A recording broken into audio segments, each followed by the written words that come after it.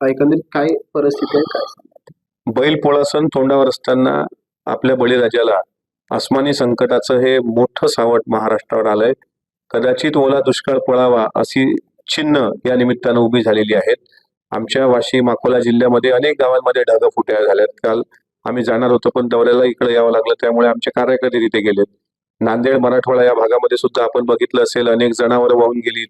एक तर चिमुरडी 3 वर्षाची दुर्दैवी तिचा भिंत पडून कोसळून दुर्दैवी अंत झाला. अनेक ठिकाणी कोकणात सुद्धा तीच परिस्थिती, मुंबईत म्हणजे अख्खं राज्य हे पाण्याखाली सध्या आहे. धरणं ओव्हरफ्लो झाल्यामुळे विसर्ग मोठ्या प्रमाणात होतोय आणि शेतकऱ्यांवर आलेलं अस्मानी संकट. पण आता तात्काळ याचे पंचनामे झाले पाहिजेत. महामारी येऊ नये. गावात अनेक ठिकाणी मंदिरावर लोक बसलेली आहेत. तर यातून काढण्याकरता डिझास्टर मॅनेजमेंटचा आढावा सुद्धा आता उपमुख्यमंत्री अजितदादा घेतात. कृषी मंत्री कालपासून या सगळ्या गोष्टीवर लक्ष ठेवून आहेत. अक्षरशः डोळ्यात पाणी येईल, कारण बैलपोळ्याच्या पूर्व तयारीतच अशा प्रकारचं संकट कोसळणं हे निश्चितच मला असं वाटते वेदनादायी आहे माझ्यासारख्या शेतकऱ्याच्या मुलाला.